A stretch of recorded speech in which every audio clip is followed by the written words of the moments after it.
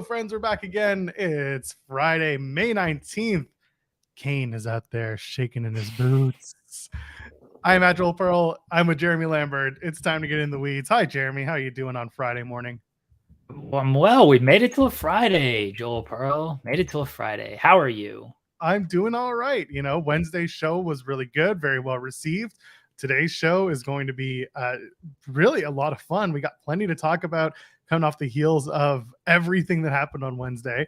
Alex Coughlin from New Japan Pro Wrestling will be joining us. He's from the LA Dojo.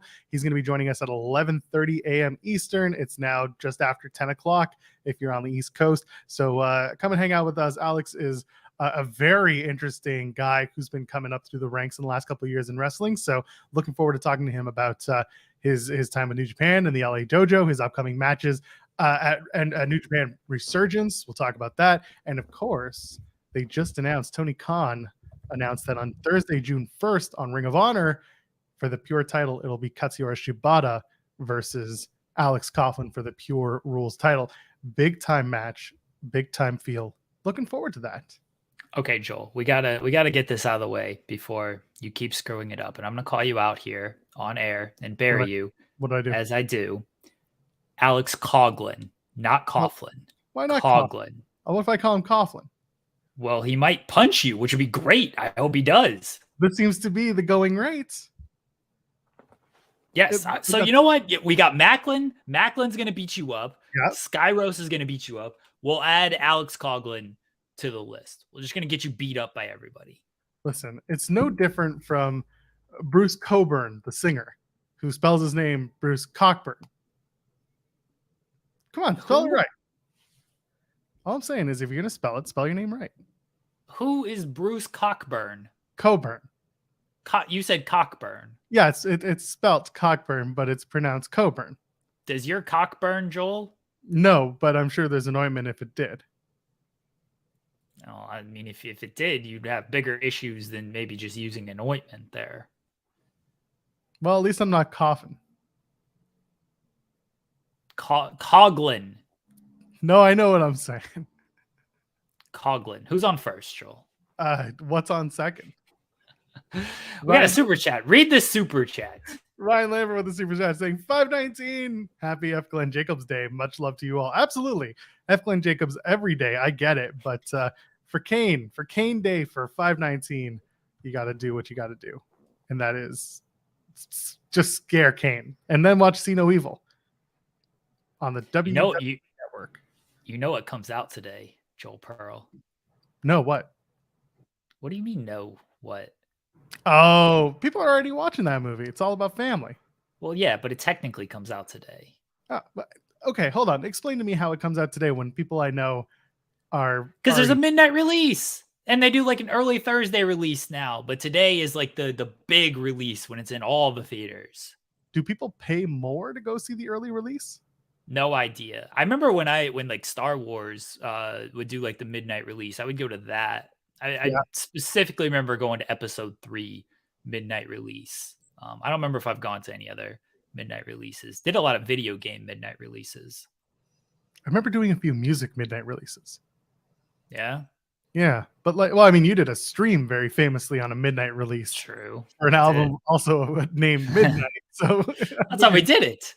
That's how right. we did it. It's called Midnights. Are you going to see the Fast 10? I will not see the Fast 10. Coward. I think I saw the second one, and I haven't seen it since. Why do you hate family? It's a long story. Let's just say my family is good. Not great, just good. This is going to be great, though. People are DMing me already, telling me how great this is. I've had people writing articles saying the opposite. Well, they're wrong. Okay, then. See, look, Will is already saying that it's great. Cena's pretty good, great comedic timing. That the review on that says that it's the greatest film of all time. Wow, the greatest film of all time. Yeah, that's a very big claim. Yeah. Do you think I could bully my wife on air to go see the show, go see the movie with me tonight? We got a date night tonight, and I feel like this is what we should do for our date night. I mean, what else would you do on a date night? I don't know. She wants to go to like dinner or something. That doesn't sound fun. I want to go see Fast 10. You could do both. Dinner and a movie is like the most datiest date night activity ever.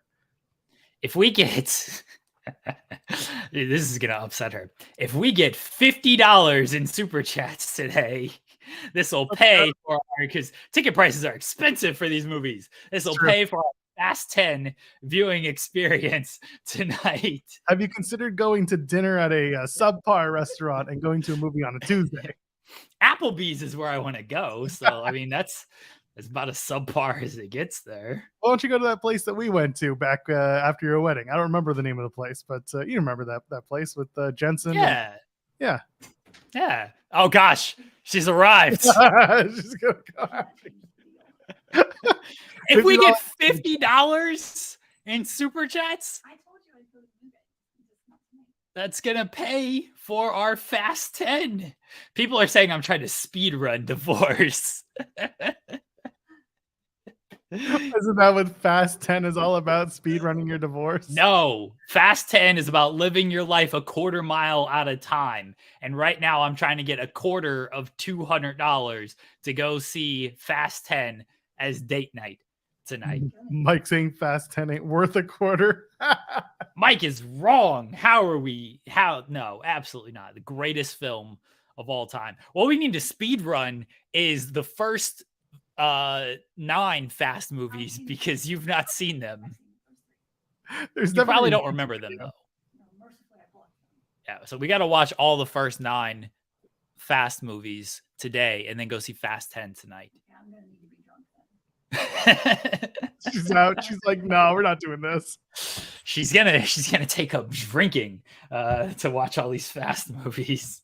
I understand. I tell her I am with her on that. Yeah, Ryan says you won't understand exactly. You don't understand the lore if you don't watch the first 9. This is not a film where you can jump into the 10th one and then expect to know what's going on.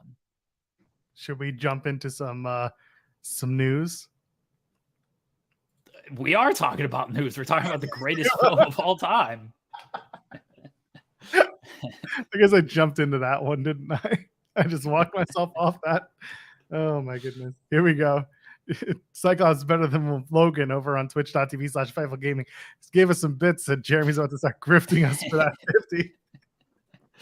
Look, you gotta do what you gotta do. Okay. All right. I gotta make this happen somehow. It's not like you see the money anyway. It ends up going to like the same 3 people on the channel, not named Joel, Jeremy, or Kate.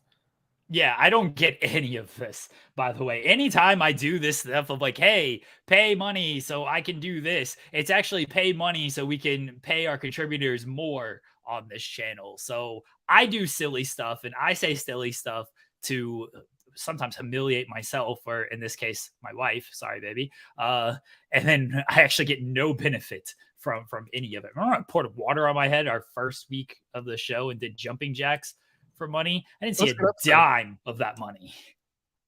Neither did I, but it was still entertaining as hell. Alex McCarthy sat there on air with us while you did it. Very confused. I loved it. What do I need to do to get $50 in super chats today? Everybody, throw out some ideas. All right. Yes, Ryan did make it happen. Throw out some ideas. We'll try to get $50 in super chats today. Preferably safe for work ideas, ones that won't get us demonetized. Yeah. I'm not gonna go crazy here. Yeah, we've already fixed all our other monetization issues on this channel, so let's keep it up with the good ones. Anyway, so speaking of good ones, Ace Steel and AEW and everything going on there. On Wednesday, you and I sat here with Andrew Zarian for the first hour and talked about AEW Collision, who wasn't a part of things as of the announcement, what we expected from those who weren't announced, where they would land. And then we started seeing a lot of different things pop up. I know later on we're going to talk about CM Punk's side of things or whatever's going on there, but Ace Steel seems to be back in the middle of all of this. What the hell's going on? Tee this up and let's try and, I guess, establish the timeline or at least figure out what this is all doing. Okay. Let's start with kind of Wednesday, and they didn't announce CM Punk as part of Collision. I didn't expect them to announce CM Punk as part of the press release thing. I thought that was very strange of like, oh, why didn't they announce CM Punk? Like the discourse around it. Why didn't they announce CM Punk?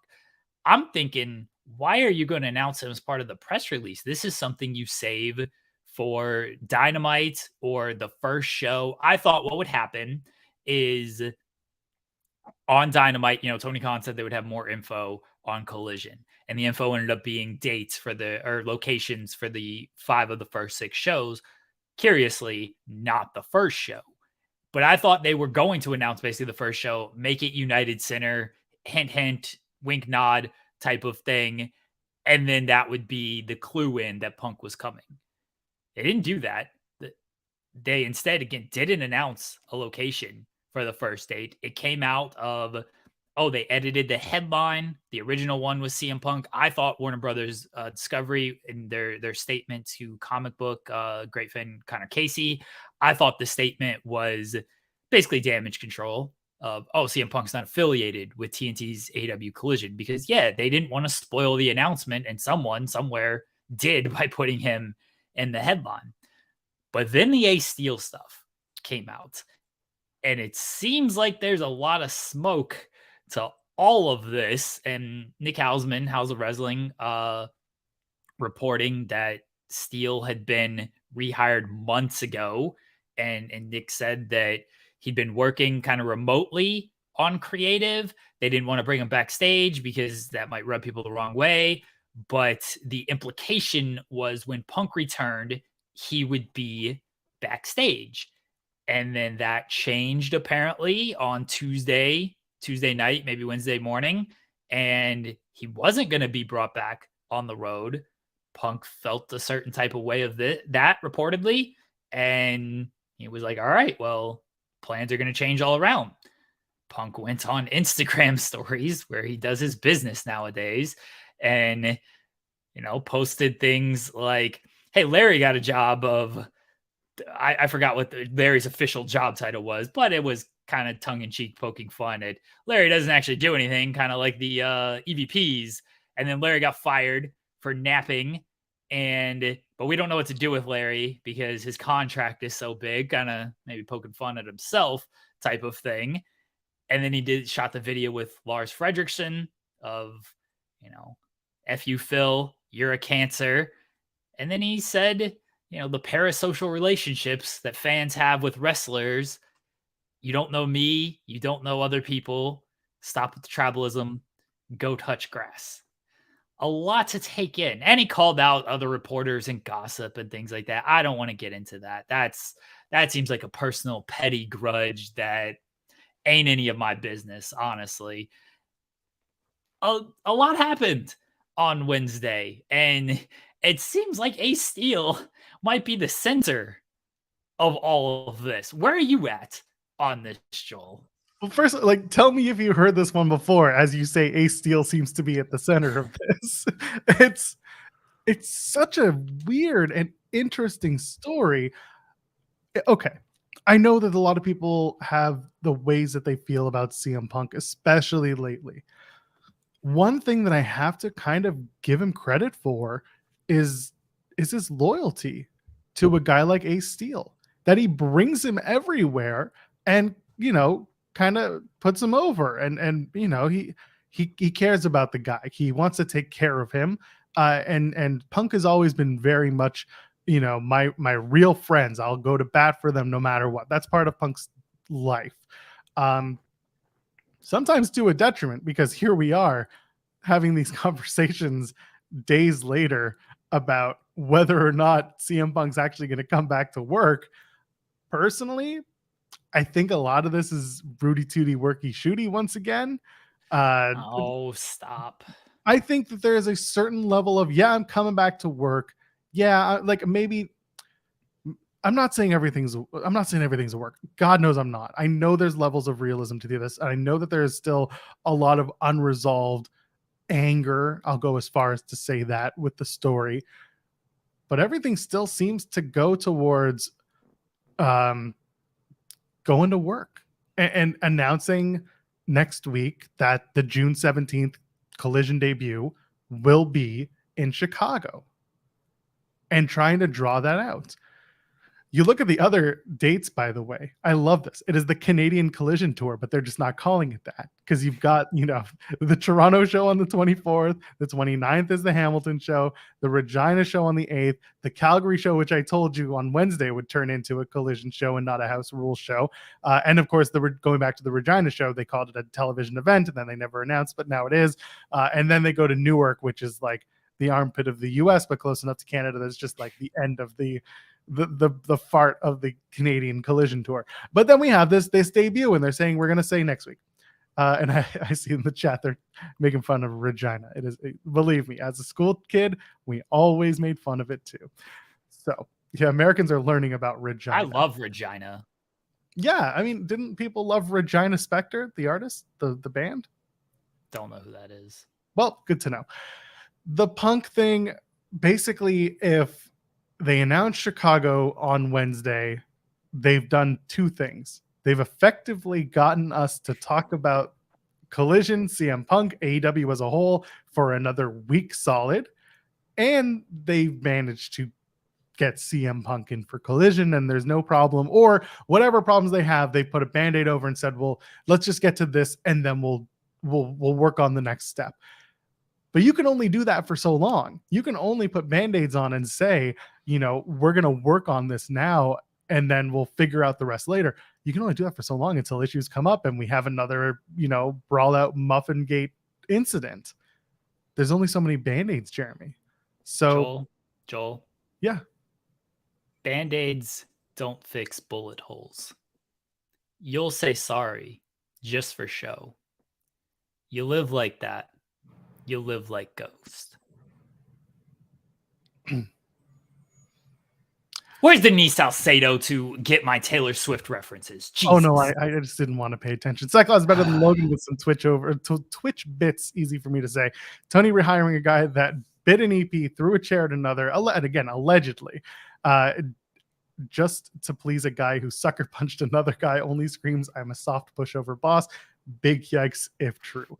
And again, listen, there's a point to be made. If that is what happened, again, everything is still allegedly, it's all hearsay.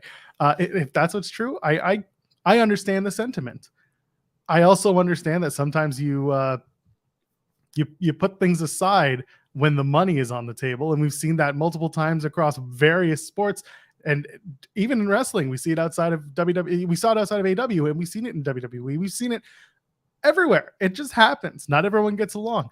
Not everyone gets into alleged brawls in the backstage area during a press conference, but Ace Steel being at the center of this still makes this the most amazingly weird thing imaginable. And what's even funnier is that this all started really coming to the forefront when Ace started appearing on screen going into a pay-per-view match that Punk was having. And suddenly Ace Steel is everybody's raison d'etre in AEW's like lore of the CM Punk story. I don't know what to think other than I feel like they're still going to announce Chicago on Wednesday next week. And we're all just going to move forward with the assumption that CM Punk's going to be at Collision and that they're going to do the roster splitting that they're talking about doing. I don't think any of this is a work. I think if it is, it's stupid and doesn't benefit anybody, honestly. I agree with that, by the way. I just have the back of my mind, and sorry to cut you off, the back of my mind is Tony and friends love getting meta sometimes. And this is a frustrating meta thing that just keeps happening. There's a difference between getting meta and which they do. They do with the MJF stuff a lot of times and some other stuff as well. And this where you're actively burying some talent and you're actively like burying your own product in a way, because what does this accomplish? We know there's some type of conflict between the Elite and CM Punk. We know none of Brawl Out was a work. So we know that you don't need to continue to feed into that. You're going to feed into that just by bringing CM Punk back. So just bring him back and do good stories. You would have gotten the same attention if you announce Punk for Collision, if you announce United Center on Wednesday, you get the same publicity out of that. It's like, oh, CM Punk's coming, CM Punk's coming. Instead, and in a good way of like, hey, mended, back, things are good. And now you're getting it, but in a way of it feels like, wait a second, you're gonna bring back A Steel. How does the elite feel about this? You're gonna undercut certain things. You're doing a roster split to make other people happy. Like it's negative way that you could get the same attention in a more positive way. I see people saying like it's controversy. Tony loves that, and Bischoff, the whole controversy creates cash type of thing. I truly maybe I'm off base here.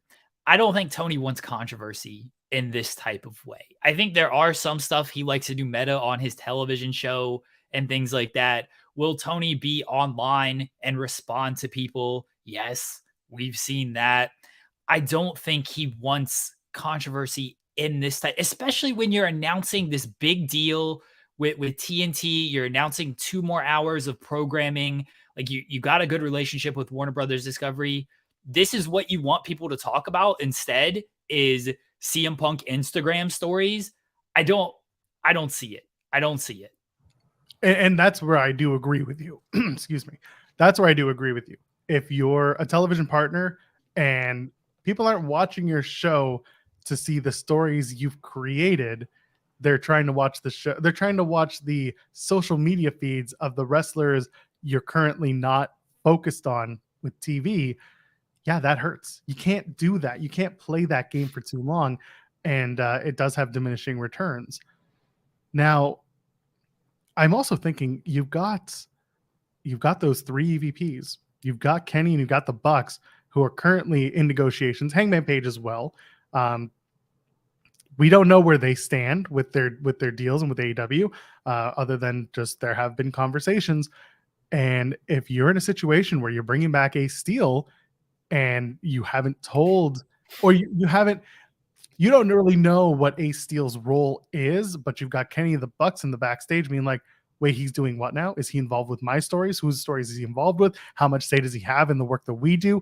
That is both frustrating if you're in the position of an EVP and annoying if you're trying to figure out what your stories are.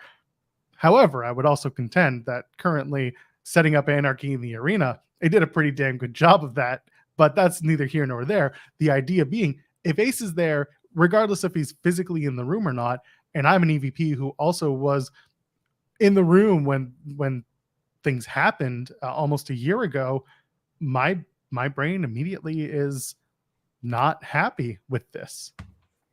I think the elite are only, someone said in the chat, like the elite only work for themselves. Do I think they help out and things like that? Yeah.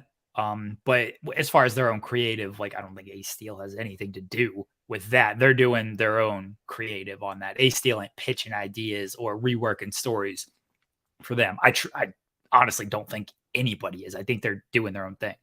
I do too, but also at the same time, the idea that it could happen exists in the back of your brain. And this isn't, again, it's not making excuses. It's just something that all these things do play into what your mindset could be coming into work on any given Wednesday or whatever day you're clocking in to do something. I think the bigger thing is Ace Steel's presence backstage on this, because I don't know how the Jacksons and Omega feel about Ace Steel. I mean, if he threw the chair and hit one of them, we saw the bite marks on Kenny Omega. There wasn't much hiding that. I don't know how they feel about that.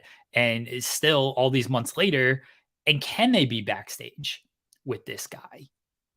Because if they can't, then that's a whole other issue. And I understand why CM Punk, he's loyal, he's ride or die for his guy and everything. And he wants to, he wants to give him a job. And it seems like, Ace Steel working remotely is one thing. Punk's like, no, why isn't this guy on the road? Like, it seems dumb to just pay him to stay at home and work remotely. I'm sure Punk wants an extra ally there as well. So I'm sure that's a thing too. There's a lot of there's a lot of factors on this. And one thing that I don't think, it's brought up enough is they're doing this roster split, right? Like it's hard, it's soft. It seems like it's going to be hard for right now until it gets taken care of and it's soft again. Stop it. But but like, shouldn't the EVPs be at all of these shows? Like, shouldn't they be at the Collision tapings as well? They're the EVPs. Like, they should be present at every show and helping with this stuff. And the fact that it doesn't seem like they will be because they don't get along with certain people, like, I don't think that's a good look for the company either. So there's just a lot of backstage factors that, All Access apparently can't answer because they can't talk about certain things. The whole thing hinging on Ace Steel is, I got nothing but respect for CM Punk for basically trying to get as much as he can out of this, because it seems like, from an outsider perspective, it seems like Collision and this whole roster thing was announced because, hey, we need CM Punk back. How do we get him back in the safest way possible? And so they did this show, and Punk probably knows this. He's like, look, you might not have this second show without me. So yeah, I want Ace back. I want this. I want that. And, does Tony acquiesce to this? How does he mitigate all of this? That's going to be a question for him to answer. He looked, I don't know when they pre-taped the Collision thing. Like, you can kind of tell when Tony is on screen and stuff. He seemed happy on screen on Dynamite. It was a big day for AEW, despite everything else that was going on. But he's got to figure something out here when it comes to Ace Steel and CM Punk. We kind of suspected things might blow up with Punk if he did return, when he did return. He's not even officially back yet, and all of this has already happened. Like, once he comes back, I can't imagine how this is all going to play out. There is no Band-Aid big enough.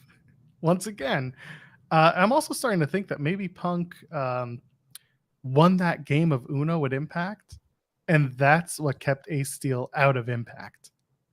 Because PW Insider did report that Impact was interested in bringing in Ace Steel, but Steel said no. And then here we are, Ace Steel potentially, presumably, allegedly, back in AEW. CM Punk allegedly, possibly, still at home. We don't know. There were Fightful Selected reported that there were plans for an AEW camera crew to film materials at CM Punk's home on Wednesday. We're not told if it actually happened. So that's another layer to this story, is did they get to go and film anything at Punk's house? Is this going to be something that's used in future articles or future video for AEW? I don't know. Nobody does. I still find it hilarious that every time Punk is in the news cycle, it's CM Punk's doing, in this case, in a lot of the cases, and then he'll go and say, "Stop talking about me," and we'll be like, "You started it. It's a thing." And it's kind of gaslighty. That part is the most frustrating to me, at least, because yesterday I'm on the subway in Toronto, and I'm just doing my thing. I'm just listening to a podcast, and people are talking about Punk, and like the first thing someone's asked is like, "How do you feel?" And their response is immediately, "I'm so sick of talking about CM Punk." And I just thought to myself, I'm like, so am I. But also, that's what gets people talking. That's where we are. We've made jokes about the plus delta and Tony Khan knowing that Punk is a draw. Yeah, he is. And he continues to bring in numbers for everyone and their brothers' podcasts and shows. However, if this continues to happen, more and more people are going to say, "I'm so sick and tired of talking about CM Punk." And they're going to get closer to the Steven Jensen approach which is, I told you so. Do we have to talk about him anymore? And I get it. And there are days where I'm much closer to that than I am wanting to dissect whatever the hell's going on. Like, come back, do the shows, let's figure this shit out, or don't. And if you don't, guess what? There's a lot of really good stuff going on in AEW right now that continues to build in a positive way. There's stuff that could get better, but again, we give that time. And you get to a point where you're just like, you know what? Do you really need him back? Do you really need CM Punk back? Do you really need Ace Steel? What do you really need as a company that's still growing, less than 5 years old? What do you really need? You know who's underrated in all of this? Bryan Danielson? No, Bryan Danielson's the GOAT. Who's underrated in all this is the chaos agent, Chris Jericho. Because Chris Jericho, he's going to play side A, he's going to play side B, and that's how he wins, baby. He's Mac from Always Sunny. You play both sides, and that's how you win. Seems like he's got a good relationship with the Bucks and Kenny. He's young buck Chris Jericho on the cruise, Winnipeg man Kenny Omega. Then also, like, let me meet with Punk and see how that's going. Ace Steel should come back here. This is apparently a Chris Jericho suggestion, is the Ace Steel thing. The chaos agent, Chris Jericho, has been really underrated in all. I mean, Punk called him a stooge in the one Instagram story a month or so ago, however long ago it was at this point. Jericho, him just trying to play both sides, he's in the Chris Jericho business, basically. And he's got power now, at least in the creative, you sign that new deal, and he's got some responsibilities backstage and role in creative and everything. Like, Jericho is the one who is he's flying under the radar, and whatever burns, Jericho's going to rise from all of this. The Phoenix, Chris Jericho. Whenever Chris Jericho starts eating L's on TV, that's when you know something real is going on backstage with Chris Jericho. And that's exactly what happened this past week on Dynamite. He eats an L to Roddy Strong in Strong's debut singles match. And now he's going to go backstage and just be like, get me Ace Steel. And get a seat. They're going to do a sit down. It's going to be Ace Steel and CM Punk, Chris Jericho, and I don't know, what Dana Massey, one of whichever young buck wife that is. I'm sorry, I don't remember which is which. Whose partner is Mrs. Matt. That's Mrs. Matt. Mrs. Matt. Thank you. So I don't. That's one thing I just can't keep track of. And so it'll be those four, and those four alone will be the ones to figure it all out. And maybe a mental health counselor. I think there's one now in AEW that might be able to help them. So that would be good. Jericho you're right. He is the agent of chaos. But because he's so well respected back there, and he's so good at, it's not even about playing each side. He's so good at PRing himself through this whole thing and navigating those waters. He does it well enough that you can go to him and just talk to him, I guess. And I don't get it. I guess it comes down to whether or not you trust him. A lot of people seem to, because he's been in the business for so long, because Tony Khan really believes in him and says so much. And of course, Wade Keller once upon a time telling the story about, some wrestler going up and asking, where's Tony Khan, and being told, he's with Chris, in his hotel room or in this booth at this restaurant. That Tony Khan spends a lot of time with Chris Jericho, allegedly. There's a synergy and a respect there. So who knows? Maybe Jericho is the guy who ends up putting all this together. Because Jericho is one, he's been around forever. He was there in WCW when it was hot, and then it started to take the downturn. He got out of there before anybody, really. He was one of the first to sort of jump over to WWE. Big entrance. He was there the entire time with WWE through that whole run. Worked with Rock, worked with Austin, worked with all the top names in that time. had the big relationship with Vince McMahon, hot and cold relationship, but still was around Vince for many years, went to New Japan, unafraid to do that. Really, and Jericho will take credit for it, rightfully so. Tony Khan will give him credit for it, rightfully so. Jericho jumping to AEW to start was a bigger deal than I think still a lot of wrestling fans give credit for. If it's just Omega, the Elite, and everything, does it work? Yeah. But is it quite as big? Probably not. Jericho gave them some real big cachet to start with. And I don't think people do give him enough credit on that. Yeah, A-Shock mentioned ECW. He was there. That Jericho's fought Goldberg. He was gonna bite Brock Lesnar's nose off. Like he's not afraid of this stuff. Kissed his forehead.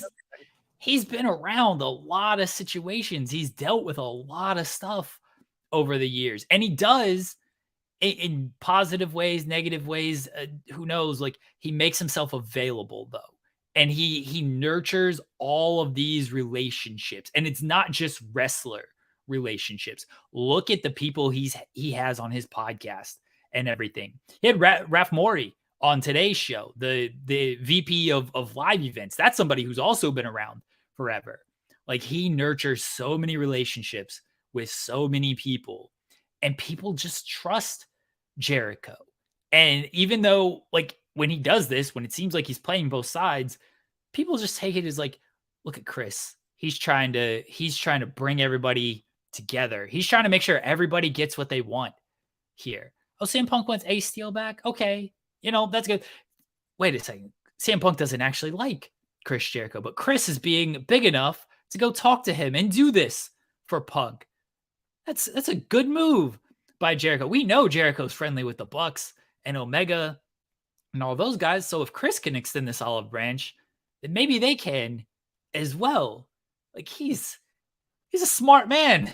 That's how you last in this business this long, because it's you hear all the stories of the business. Chris Jericho's a smart man, not only last, but to be in the role he is in at this age and still at this level. Doesn't get enough credit, honestly, for a lot of things. Doesn't get enough credit, Chris Jericho.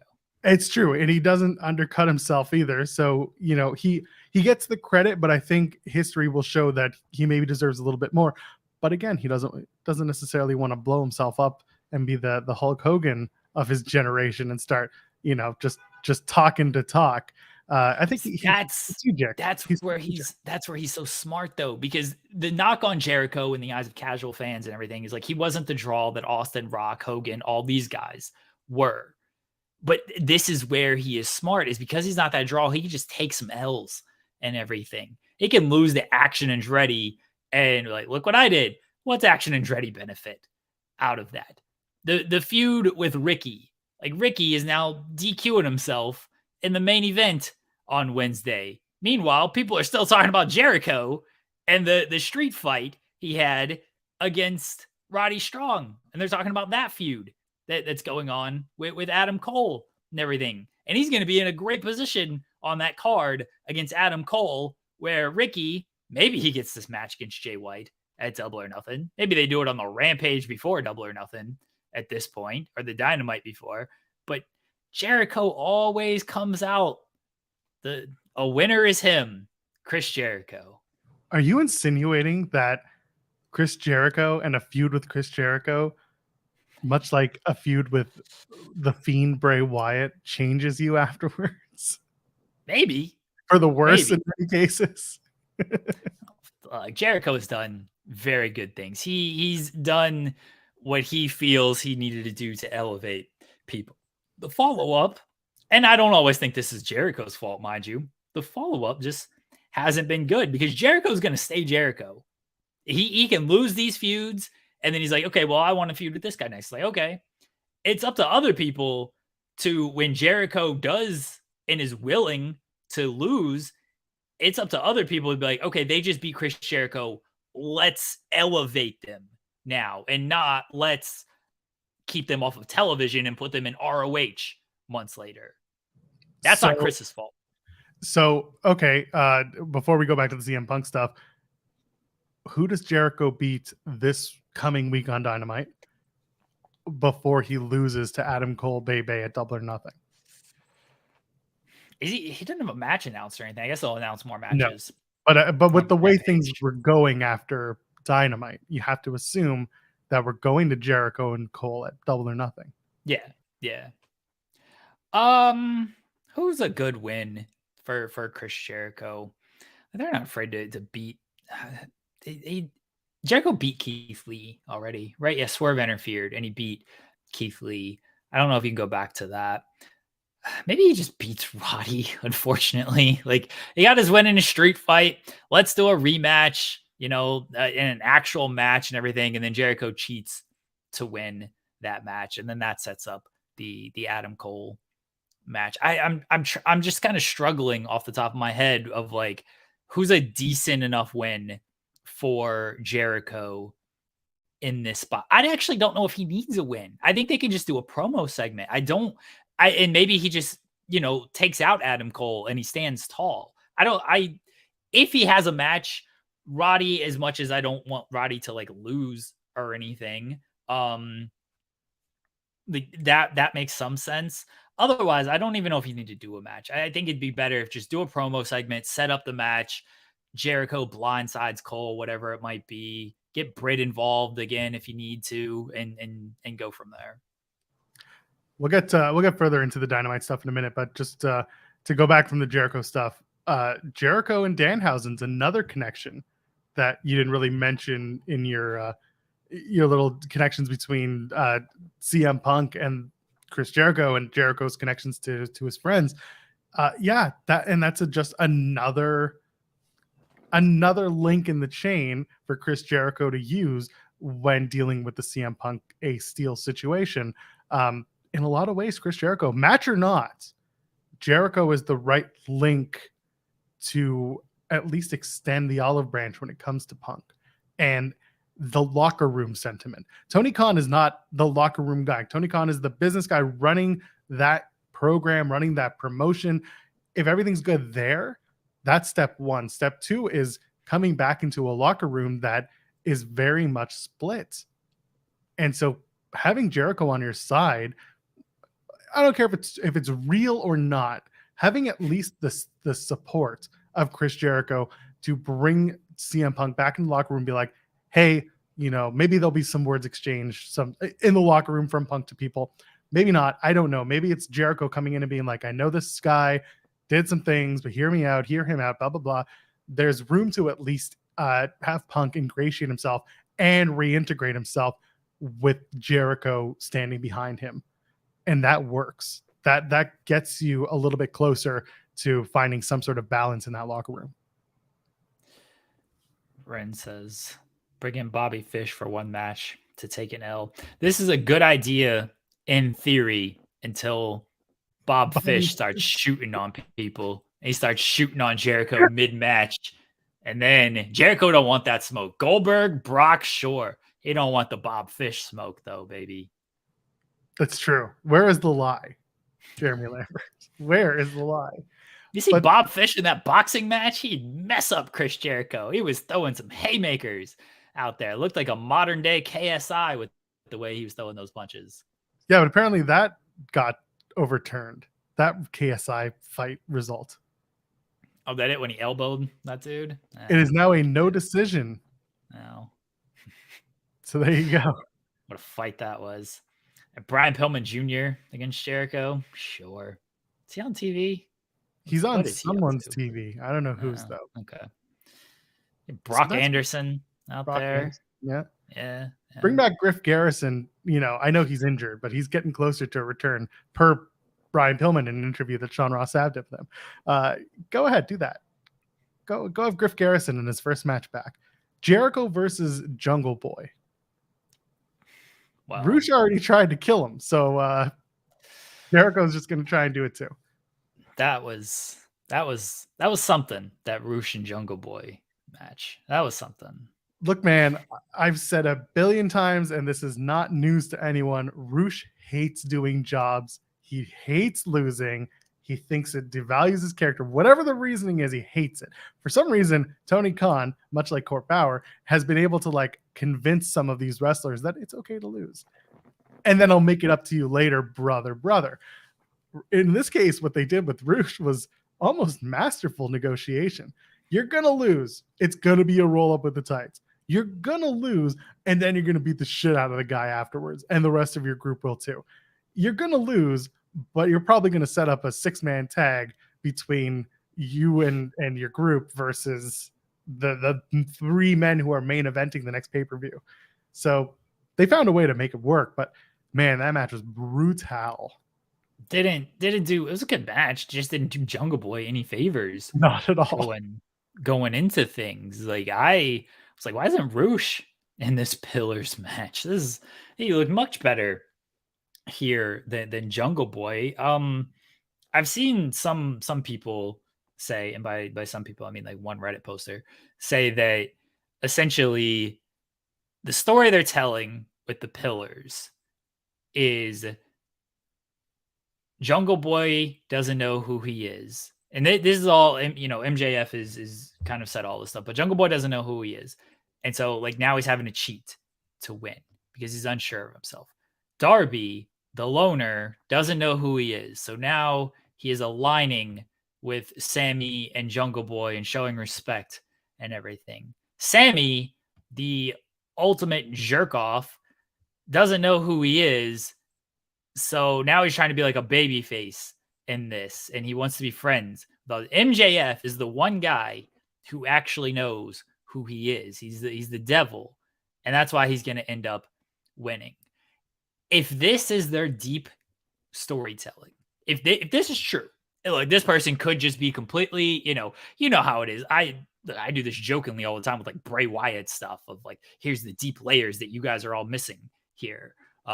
If this is true and this is their deep storytelling and everything, one, they're not conveying it that well on television, and maybe clue in a little bit with the announcers to put this over. You don't got to hit people over the head with it, but you need to do a little bit to convey this story better. Because what I'm seeing out there is a bunch of guys who just aren't ready for this spot. They are not ready to be in this match. The promos have not been good. From certain people, the matches, like the matches have been fine, sure, but in the case of Jungle Boy, good match, but didn't feel like he benefited too much from there. I think the characters have been all over the place. And if this is true, if you're trying to do this deep layered storytelling type of thing, I don't think this is the match to do it. Not the first one anyway, because you had these guys clearly defined going into this. And now you've just jumbled everything by trying to potentially do this big jumbled mess. Because I don't know who I'm rooting for at this point. Jungle Boy is coming off like a jerk. He needs to cheat to win. Darby's fine, but he's the loner vibe type of thing. Like, you either kind of connect with Darby or you don't, it feels like, for me. And I know a lot of people do, and good on him. He has established that connection. He's not like a pure babyface. Sammy has been despicable, hated all this time on television, and MJF is MJF. Like, there's nobody that I'm like really rooting for of like, hey, I want the title on this guy. The whole thing's just been jumbled. And if they're trying to do this deep storytelling, I think the reactions have kind of shown it ain't really working. And again, I've said this a few times, you could have set this matchup with a series of matches to get there and get to this 4 pillars thing. Could have been a mini tournament, but also, like you said, the storytelling it's been lackluster. And I think this isn't a hot take, but Double or Nothing's success is not hinging on the Pillars 4-way. It is now hinging on literally every other match that's been made. And so far, I've said this about Impact's Under Siege event that's going to be running next weekend as well on Friday. Macklin versus PCO is not the match people are going to be there to see. They've stacked that card with a whole other group of matches that make you want to watch. But for now, the main events on both shows in this case are the weaker of the matches. They're the ones that aren't as well, they're not the ones bringing you through the door quite as quickly. Anarchy in the Arena, on the other hand, that's going to bring people in the door. And I'm sure it's going to get a lot of people asking, is this the main event of the show? Because not only did it main event Dynamite itself the last few weeks, the storyline, the matches, and the progression, but you've got, your biggest names in the company all in one match in what is, it's a sensory overload match. It happens everywhere. Things happen. They played the music for 20 minutes last time, and so they have to tell a story that is that's either cohesive enough to keep people engaged for the main event, or they have to do it in the middle of the show and let people catch their breath going into the world title match, because it's rare that Tony Khan is like, my world title match is not going on last.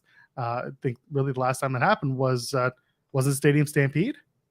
Yeah, Stadium Stampede over the triple threat match with Omega, Pac, and Cassidy. How the tables have turned. I just think they overcomplicated this whole thing, because the story is these guys are the pillars. These guys are going to carry AEW into the future and stuff. And it felt like they tried that with the first promo. Everybody comes out, interrupts MJF, and then they explain why they should be the champion. I think some people lost the plot in their promos, and they healed when they should have baby faced, and it wasn't great, but that at least made some sense of why these guys were going after the title, why this match was going to be put together. That was a case though where maybe they went too meta, and they should have just kept with what we've sort of seen on television with their promos, because Jungle Boy should be the babyface that everybody gets behind. He should be the clean cut babyface, especially coming after the Christian, burying Christian alive of, I overcame. He tried to drag me down to his level. I did what I needed to do, but I grew from that. And now the fans are really behind him, because it feels like he's just gone a step backwards, and now he's going to just go into a dark side here with Jungle Boy. And if they're going to try to double turn Jungle Boy and Sammy, if that's the end goal out of this, then okay. Like, I don't know if that's going to fully work, but at least you got an end goal out of it. It just feels like they overcomplicated things. Just prop up Jungle Boy as this baby face who we were really behind. We saw a lot in. Maybe wasn't the most polished, complete wrestler of the group. Doesn't matter. Fans got behind him for one reason or another. Christian got behind him, took him under his wing. Christian wanted to help him until he turned on him, but he overcame that. Now here he is. He's going after the title. Darby's Darby. Darby pretty much sells himself, and I don't think you needed, I'll just go complain on Twitter if I don't get what I want type of thing. Just let Darby be Darby and brood around and skate and things like that. Sammy has really been all over the place, because this man should just be, I don't want to say MJF light, but we've seen what Sammy has done.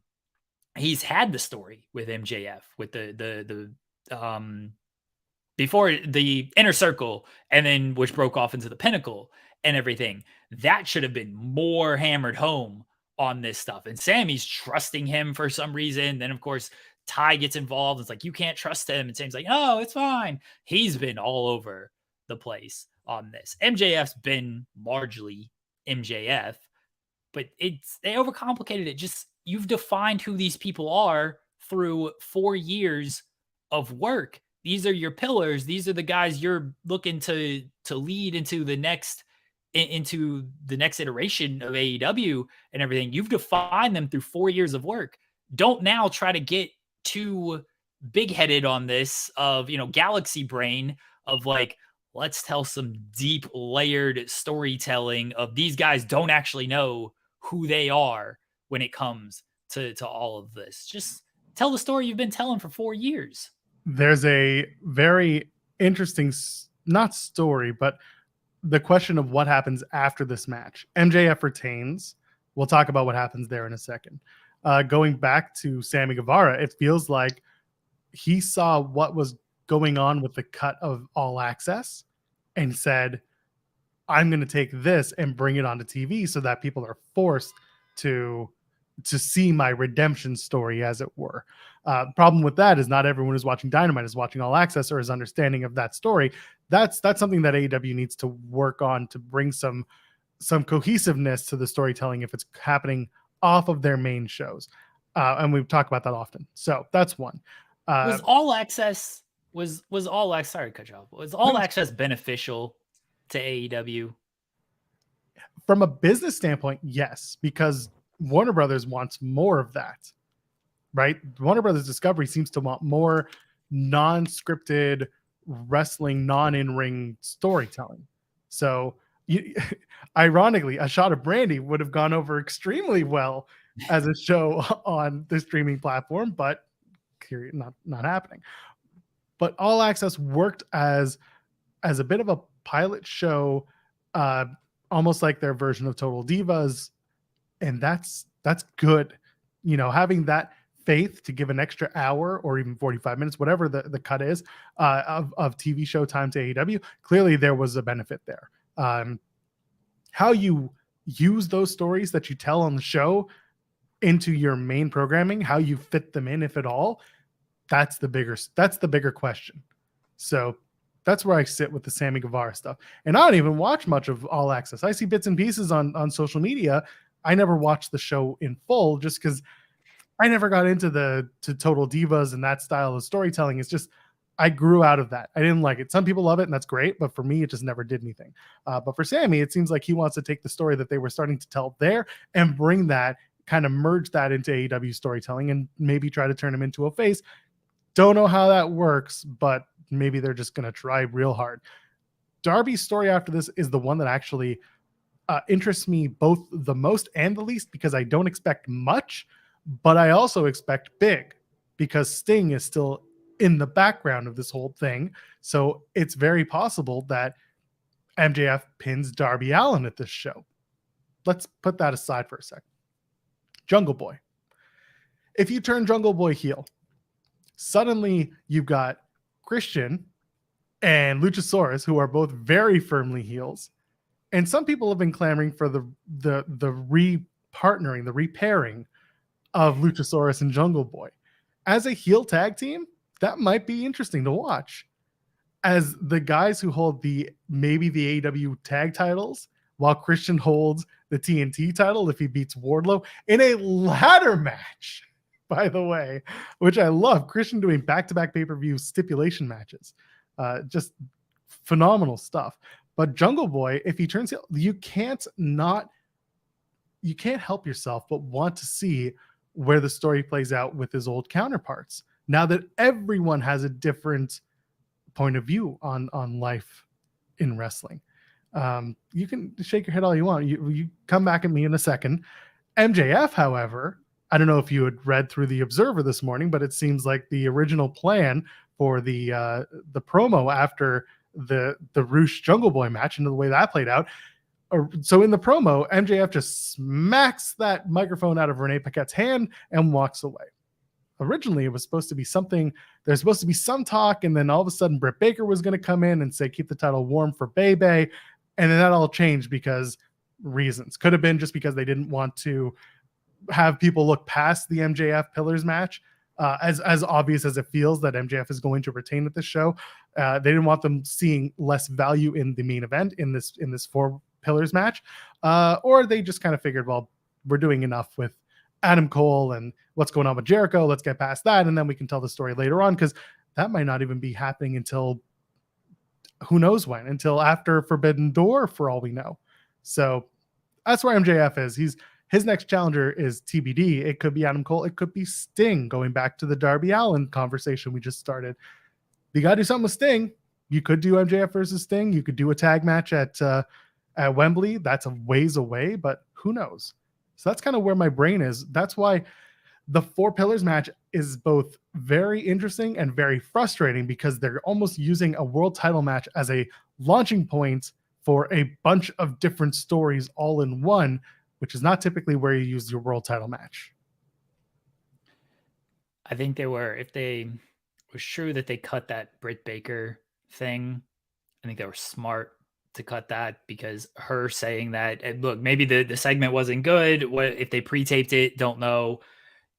Unnecessary for her to do that and basically kind of tip off things. Just we don't need. And again, that feels like that was an overthink on their part. Let's plant the seeds for this feud. They're doing that online already. Right? This is an online company, right? All the CM Punk stuff is online. Like they've done that. I've done enough of that. That it just wasn't necessary. Focus on what you need to focus on. Britt's doing her own thing. MJF is middle of the pillar stuff. We don't need Britt saying Bebe to basically tip things off. So I think that was a good call not to cut it.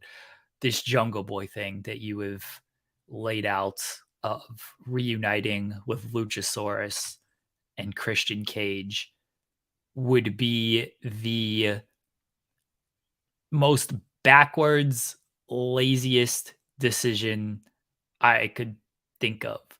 Because what should have happened out of this is Jungle Boy is a bigger baby face. And again, they've undercut that with these promos and everything. So whoever put all that together, they've already started that. If they just go back, okay, Jungle Boy is now just back with Christian Cage.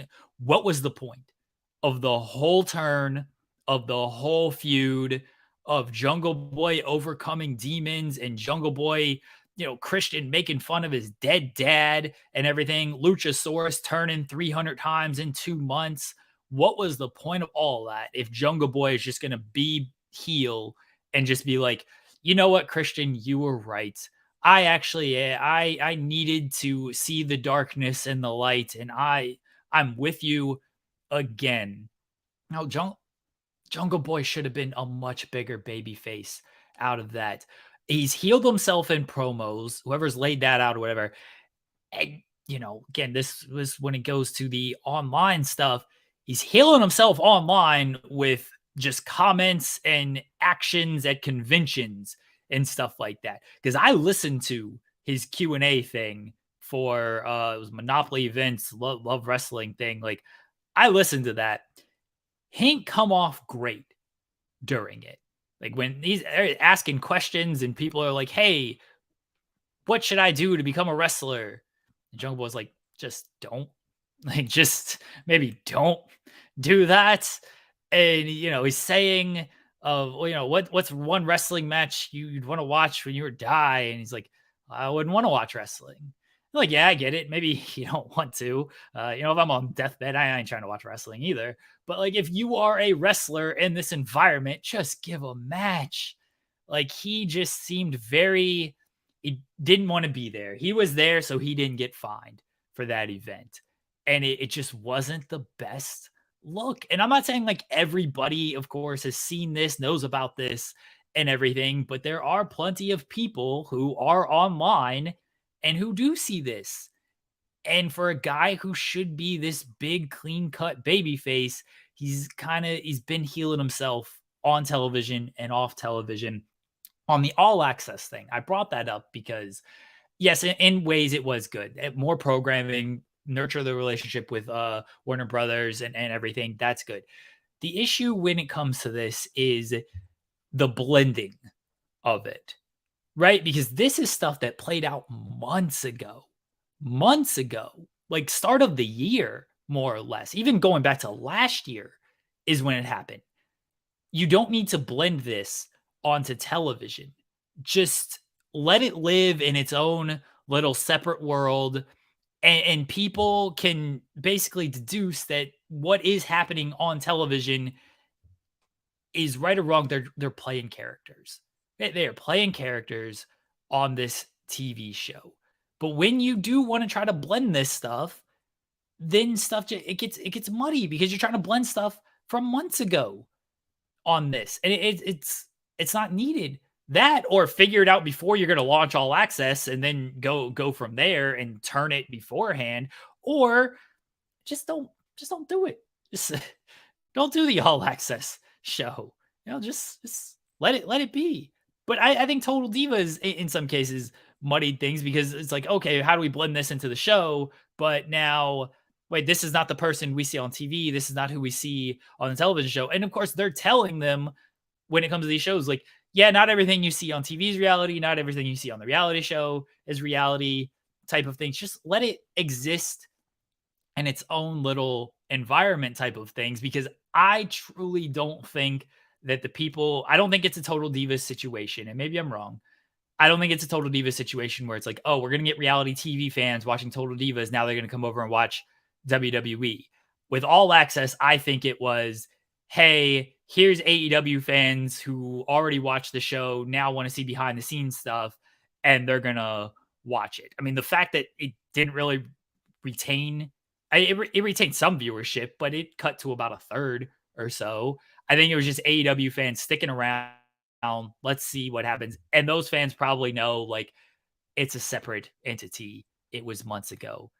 Whether it's poor timing that All Access came out or poor decision of, hey, let's bring this, what you see on All Access, because now All Access is over. So it's a show that no longer exists on television weekly. Now you're still trying to babyface this person.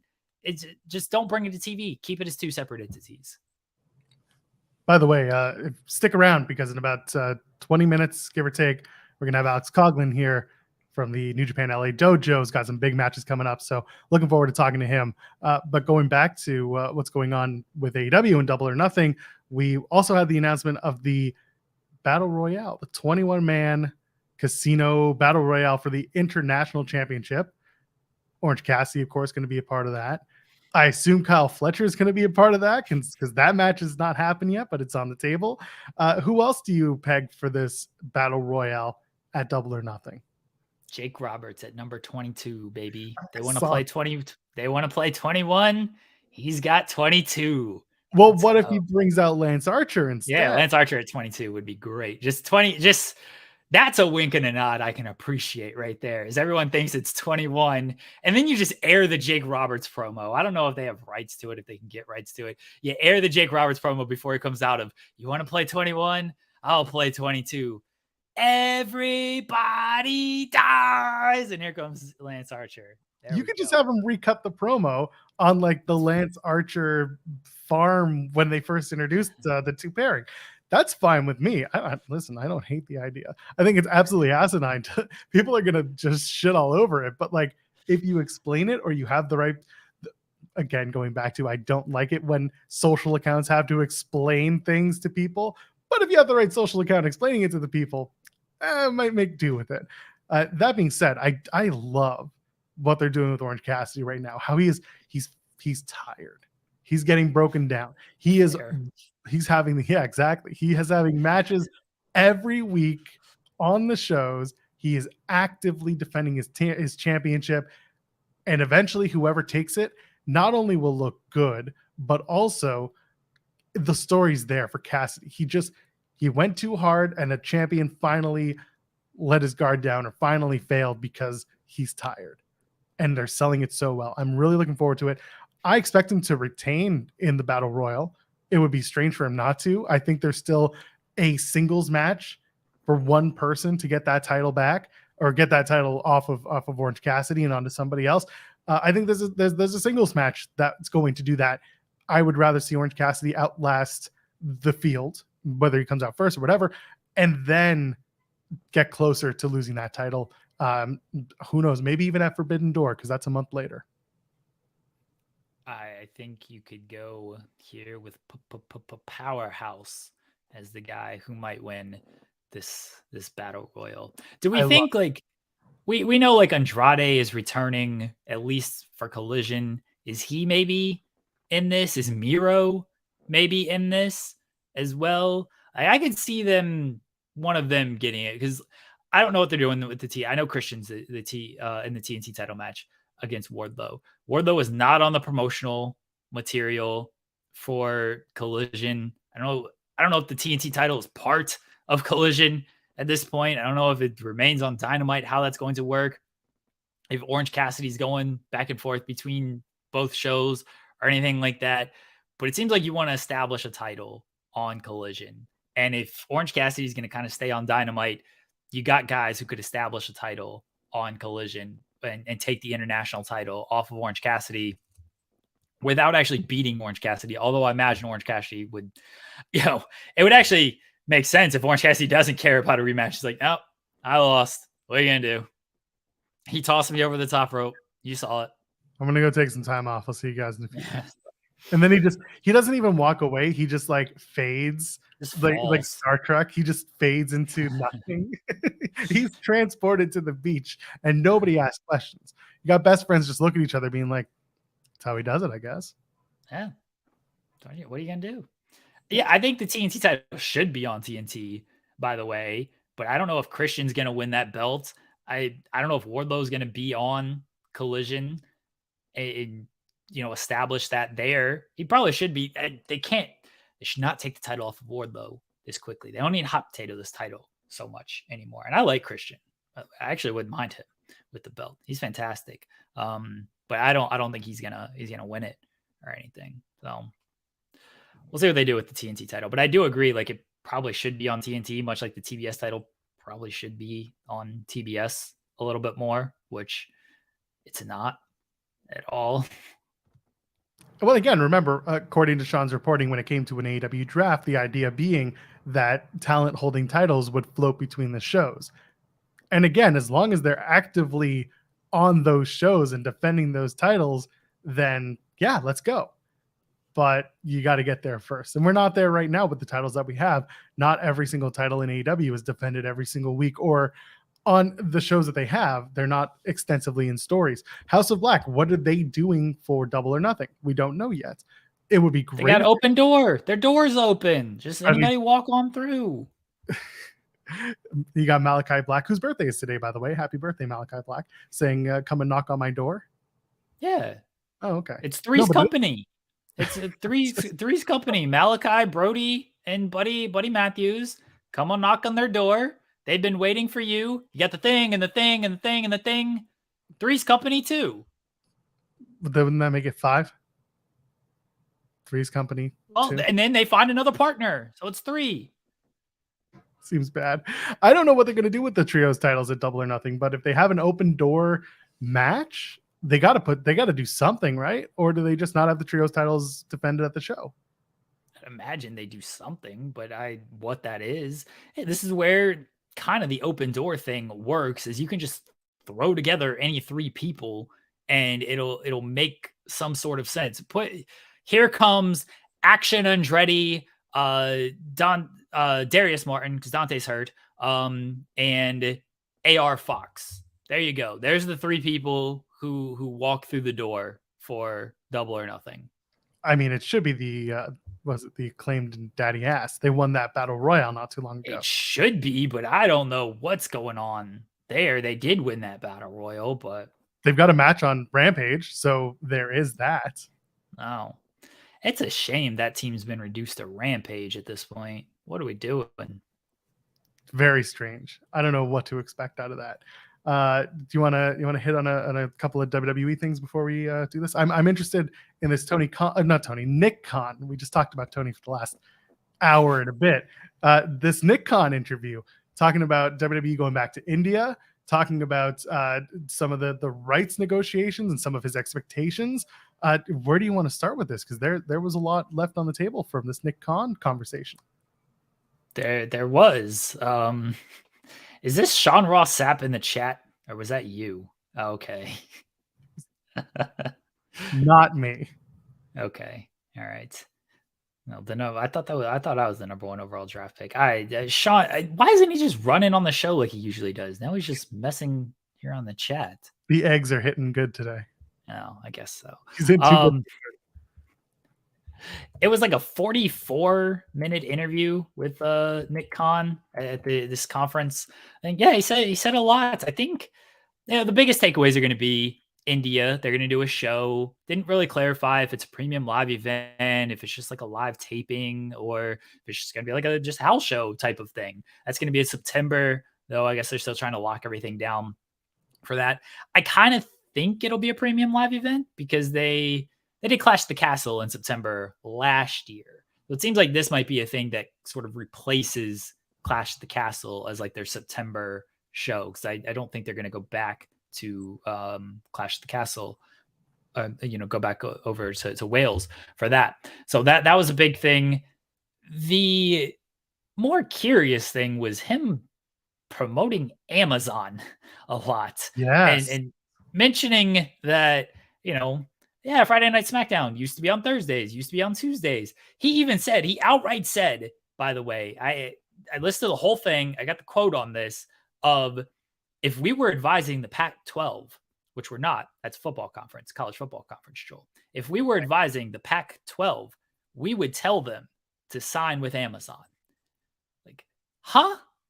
You were basically saying that if you were advising, a college football division here, you would just tell them to sign with Amazon while you are negotiating your own media rights. So does that mean you were saying you were going to sign with Amazon? And he also mentioned, they're trying to program nights of the week. Maybe they have Pac-12 football. That's their Tuesday night, even though football is usually on the weekends. So it's their Saturday night. But football can be during the week if it needs to. That's their Tuesday. They've got Thursday night football. So, okay, if we want SmackDown on Wednesdays, that's what I was going to say. We'll be on Wednesdays if that's what Amazon wants. He also said, we want to do content every day of the week if we could. And he's like, a unique product every day. So I guess the way he sees it, Raw's unique, NXT's unique, SmackDown's unique. They mentioned they've had internal discussions about some type of Lucha Libre show, but did pull back a little bit and say, like, if that happened, it wouldn't be until the merger comes through or anything like that. So there's no immediate plans or anything like that. But the fact that they have discussed a specific show and have seemingly discussed, hey, we might be able to run every night of the week if we can figure out the product here. I thought that was the two biggest takeaways on this. The Amazon thing, he was laying on thick with Amazon. All right. I know Nick Khan got that Prime subscription. He's 100% got the Prime. He was trying to next day deliver himself to Amazon the way he was talking about that company. Yeah, I'm wondering what that would look like. You'd air it on Twitch next day, or would you do live on Twitch?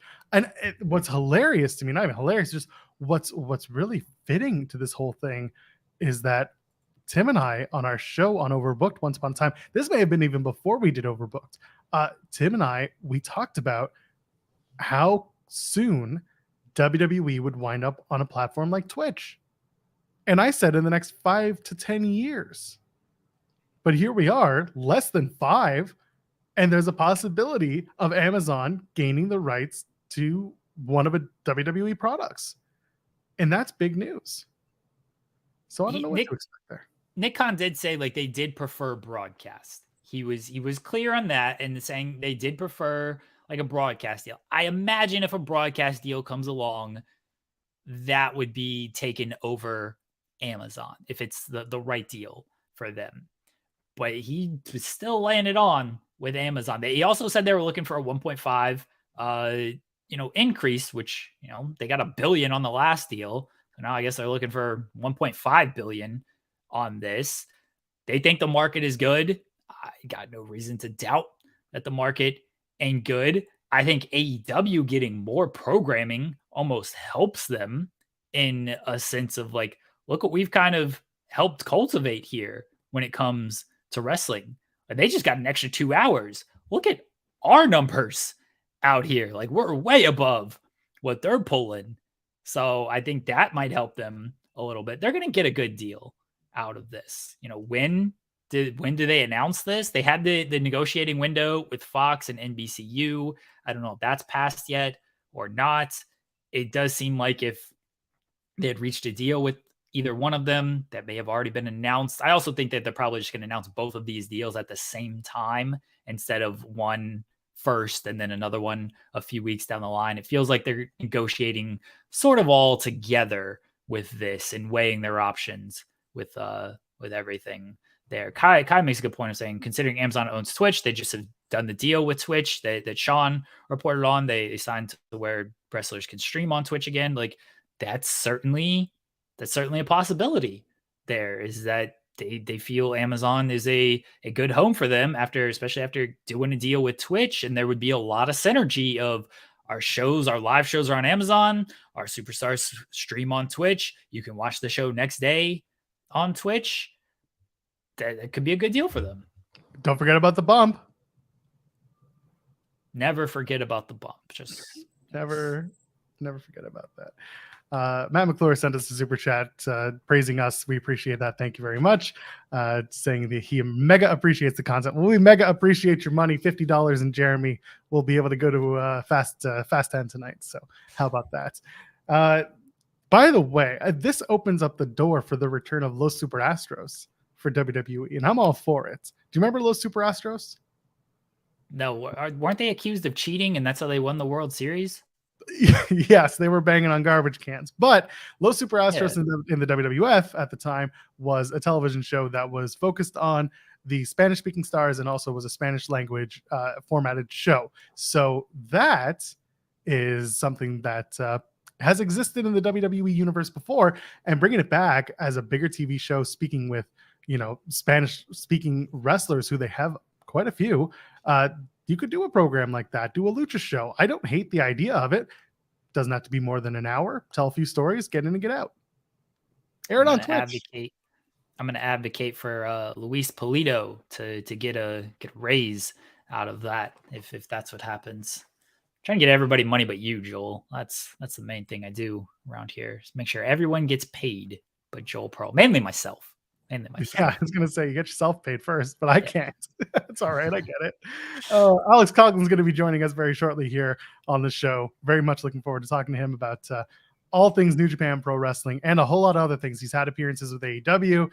He's had some Multiverse United stuff back in WrestleMania weekend. He's got a big match at New Japan Resurgence this weekend, taking on Christopher Daniels, the Fallen Angel. And of course, we mentioned at the top of the show that he's got a big match that was just announced on June the 1st against Katsuyori Shibata for the Ring of Honor Pure Championship. He'll be with us shortly. Is there anything else from that Nick Khan, Maffitt Nathanson, that's what it was, conference that we want to touch on? The India deal, that the India show is a big deal.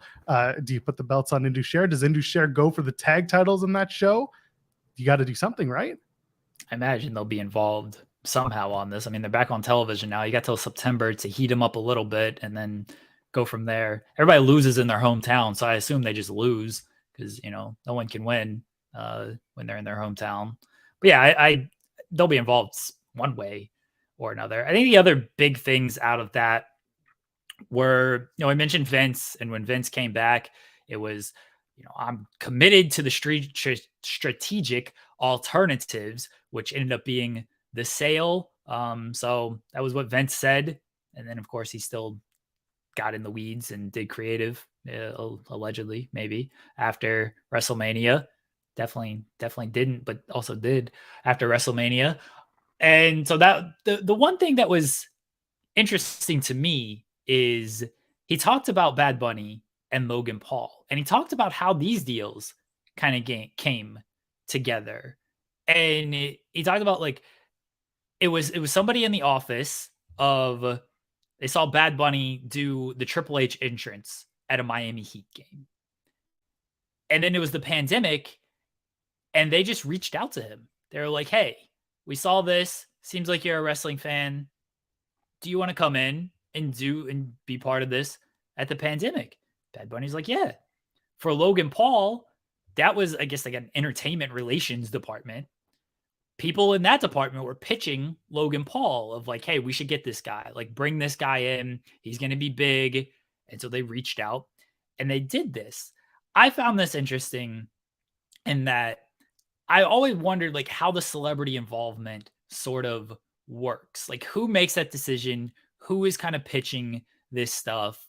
And in the case of Bad Bunny, it was, I'll say what the actual quote is. There was a New York Times Sunday magazine cover with Bad Bunny on it. I didn't know Bad Bunny's music that well at the time. This was pre-vaccine COVID, so October 2020. read the article, and a young lady who works with us said, I don't know if you know, but Bad Bunny is a huge wrestling fan. Showed me his Instagram feed. Triple H did this water routine. Bad Bunny did it at a Miami Heat game. He was a huge fan.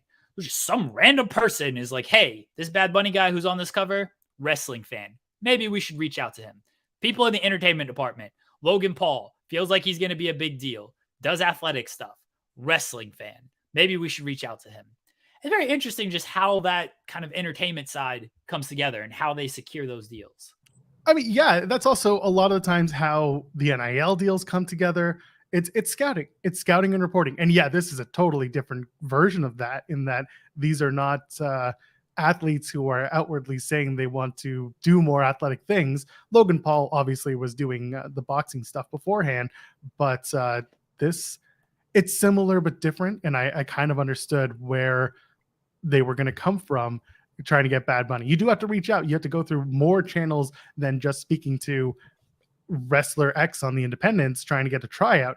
This is different. This is a special occasion, but it's at its core, it's still the same thing we're trying to do, right? We're still trying to do the wrestling match, still trying to get that together. So I find that I do find it interesting. It's just very I don't know, it's very cool. It's just very different. I wonder of also just like who else they pitch kind of internally, who they reached out to. Although the one lady claimed that she got like $100 million offer and everything, and WWE was like, nope, that ain't true at all. Yeah, but I do wonder, like, I imagine they probably reached out to her and tried to wanted to do something with her. It feels like they probably pitch a lot of celebrities that don't work out for one reason or another. And I wonder who, like, they kind of do discuss internally and who they have reached out to and who got kind of close. Henry Cejudo just did an interview. He said, like, it was almost went down there. And this was kind of before he signed with UFC and everything, but almost went down there, did a tryout and everything. And like, it just wasn't, he wanted to be the Atomic Flea, which I don't know how that would have worked. Like I'm very curious of kind of the internal discussions they have. I find these Nick Khan calls very fascinating because he's pretty open about stuff, willing to discuss internal stuff, and gives a lot of insight on everything. He does, and it is very refreshing in a lot of ways because he knows how to speak. Whether or not he's telling you the full truth, he at least knows how to make it interesting and how to bring a lot of conversation out of what he says. And I appreciate that. It's good. It's nice to have that. Yeah. Fascinating call. If you haven't listened to it, it's available. We're running a bunch of quotes from it. If you were up on the site now, so you can check that out. You know what else is fascinating? Joel Pearl, look at the smooth transition here. Ooh. New Japan Resurgence on May 21st. It's gonna be headlined by the crowning of the first ever New Japan Strong Women's Champion. We have Momo Kago, Willow Nightingale, Mercedes Moné, and Stephanie Vacker in the match in the tournament. So those two matches will take place, and the winners will meet in the finals. A lot of other fantastic matches on the card, including Will Ospreay against Hiroshi Tanahashi. The winner of that will face Lance Archer to earn a shot at Kenny Omega and the IWGP US title. We have Hikuleo and Kenta for the New Japan Strong Openweight Championship. We also have Christopher Daniels against this man, Alex Coughlin. Alex, how you doing? Oh, fantastic. Thank you guys very much for having me on. I'm excited. That was a smooth transition. Very nicely done. Appreciate it. Yeah, Resurgence, like you said, coming up. Very excited for this weekend, getting ready now. It's the home stretch, just making sure I'm feeling good heading into the weekend. We appreciate you joining us because I assume you're over in LA already, and I know it's early over there. So thank you for getting up early and taking the time to join us. Let's talk about the match with Christopher Daniels. That's a veteran still going strong. Your thoughts on Daniels and what fans can expect from this match? Well, I know recently, within the past couple of years, Christopher Daniels, he was partners. He tag teamed with a good friend of mine, Yuya Uemura, another LA Dojo student. But Christopher Daniels wound up turning on him. This was around a year or so ago, within the past couple of years. And just ever since then, I just, that's my friend. I've had a chip on my shoulder about him. I don't care what he's done since then. We kind of have a beef in that regard because, that's my friend. So this coming up, it's the pre-show. It starts, I believe, 4:20. Eastern time this Sunday. You can catch 2 matches, one of which is me versus Chris Daniels, and me giving him the receipt for that. So you can expect a lot of chops. You're a big proponent of the New Japan LA dojo where you train. We've heard a lot of stories over the years about the New Japan dojo in Japan. Can you talk to us about the training regimen, some of the expectations that are there, and parts of your training that maybe are most challenging to you? Well, every story you heard is 100% true, including all the dragons that are in the basement. But I'll talk about the actual training. Between the LA dojo and the Japanese dojo, they're both run, very similarly. The Noge dojo in Japan versus the one over here in Carson. But I've spent time in both. The first tour when we did the Young Lions Cup in 2019, we spent a good amount of time when we stayed at dojo, and we were there. We saw the training. We got up to clean every morning, and it's strict. It's what you expect. It's very regimented. It's very scheduled. It's very disciplined. It's lots of squats, lots of push-ups in both countries. Just I think when we were rocking and rolling, we had Sundays off, and that was really it. Every other day was 300 to 500 squats, however many push-ups, on top of all the in-ring training and the weightlifting afterwards. And we work hard. We're young lions. There's a reason we're that animal, based on Carl Gotch, and not something that can't handle the heat. The pressure creates diamonds from coal. So we work hard, and hopefully wind up even better at the end of the process. During training. Oh, sorry. If you don't mind. During the pandemic, New Japan Strong also became a huge part of your regimen, and your work with New Japan Strong was regularly featured. Talk to me about the importance of New Japan Strong and working a TV style program like that. Well, New Japan Strong was fantastic for us because, like you said, during the pandemic, it was a very dry period for a lot of people, New Japan included. We'd just been with the company. I went to Japan once, and then international travel shut down. So I wasn't able to go over there and go on the shows. So, Rocky and a few other people, they spearheaded. The first couple shows technically weren't even Strong branded yet. We had a few shows, and then the Strong name stuck, and then we did the weekly airings because we tape up in Port Hueneme. But yeah, it was great that we had something to do, and it's a very different atmosphere with the no crowd tapings with nobody else there versus a regular show where people would obviously be there. It's a different atmosphere, but with everybody there, and it being a bit more laid back, you learn different things, and you learn from different people. And it's a unique experience and a very good one, and one that I'm very happy that we went through, because again, you learn different things that you normally wouldn't have.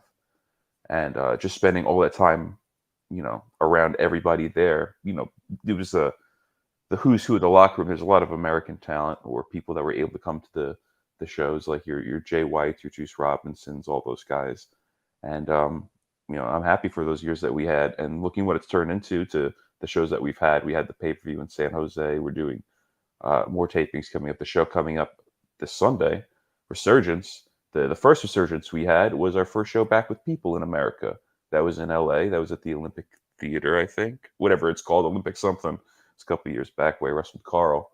And the Resurgence show is important to me, just as New Japan Strong is important to me. And I'm very excited for these shows. And I'm looking forward to the future for both New Japan in America and Strong. What do you make of the rebrand of New Japan Strong? Because it used to be you tape the shows, it was a weekly thing. Now it's basically big events when it comes to New Japan Strong. And then they air the matches as part of the New Japan Strong on New Japan World in the following weeks. Right. So schedule-wise, it's very similar to what we were doing. I mean, just schedule-wise, to where we'd show up, wrestle, and then they'd film it and air it out. It's just now that they're bigger shows with bigger names, and it's I guess just bigger. So I'm happy with that direction too, and it seems pretty consistent, and the shows have been great, and we're getting some big names. So I'm happy with how that's going so far. And again, excited for how that's going to go in the near future. Speaking of that first New Japan Resurgence show, another person who was on the show, I believe, was one Jon Moxley. And you ended up having a match with him recently at Bloodsport. Hell yeah. How did that come together? And really, I mean, you two went hard in that match. Talk to me about the match, how it came together, and just the general sentiment coming out of it afterwards. Well, all leading up to this Bloodsport 9, I was slated to wrestle Yuya. I mentioned before, LA Dojo fellow comrade, but it was a week before the show, WrestleMania week. It was a Thursday, and 1 week before that Bloodsport Thursday, I got a call from Josh, Mr. Barnett, and he was like, "Hey, Mox's opponent dropped out. Who wants you to fight him?" And I was like, Sure. Like I didn't know exactly how to answer other than yes. Like it was overwhelming at the time, but the week passed. Trying to figure out. It's a big difference wrestling. Yuya, somebody versus a big name, someone like John Moxley.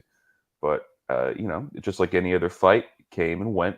We fought, punched each other in the face, had a great time, and I want to do it again. Training with Shibata. When you started training with him, did you ever think, one, that you'd be teaming with him years later, and then two, you're gonna be facing him on June 1st for the ROH Pure title? When you started training with him, do you think like, hey, I'm actually gonna wrestle this guy, I'm gonna team with this guy, the trainer, a guy who many people didn't think was gonna wrestle again after everything that happened? Yeah, honestly, early on, it never really crossed my mind. And I just never thought of it. It's so weird. The past few years, it's been 5 years since, overnight my life changed from living in New York just to moving to LA and training with like this, then living with this legendary trainer, just a whirlwind, just a flash. And every now and then I stop to think just how weird my life is. Like a few years ago, I said, "Oh, you're going to live with a 40-year-old Japanese professional wrestler and train with him and then make him chanko and drive him places." It's like, oh, that I don't know how much I'd believe that, but just who he is and what he's done and how the circumstances that led him to become a trainer. He wasn't a wrestler. He was, soft retired at the time. I didn't think too much about him getting back in the ring. I was focused on, not dying during the training I was currently doing. So looking back and seeing where I am now, it's very cool that I had the opportunity to do both, be on both sides of the ring from him. The one where we wrestled in Rhode Island, where we teamed up, and very much looking forward to June 1st when I get to smack him in the face, because I've been looking for an opportunity to do that for the last 5 years. Is there anything that Shibata's taught you that you carry with you more than anything else in your training? Yes. One thing he'd always say is, don't think, just do. Just keep it simple. It's a problem that I think a lot of people have. You get overwhelmed with the thoughts and the possibilities of of everything that goes into pro wrestling, everything that goes into life. So one thing that I really always try to keep in mind is just take a breath, don't overthink it, just kick some ass. So that's exactly how I'm gonna walk into June 1st. When I'm across the canvas from him, I'm just not gonna overthink it. I'm just gonna do what brought me to the dance, got me this far. So we'll see. What's it do for you and your confidence and how much really it seems like respect Shibata has? Because I imagine with everything, the retirement and coming back and everything, he's probably a little selective with his opponents, and he clearly trusts you enough to go in there and be like, I know this guy's gonna give it to me. He's probably got years of training to take out on me and everything. But also there's got to be a trust level of, okay, he's gonna work well and this is gonna go smoothly. Like I assumed, had a lot of say in picking you to be one of his opponents in this return. Yeah, and that part wasn't lost on me either when I heard I was going to be wrestling him, and that was, a very cool feeling.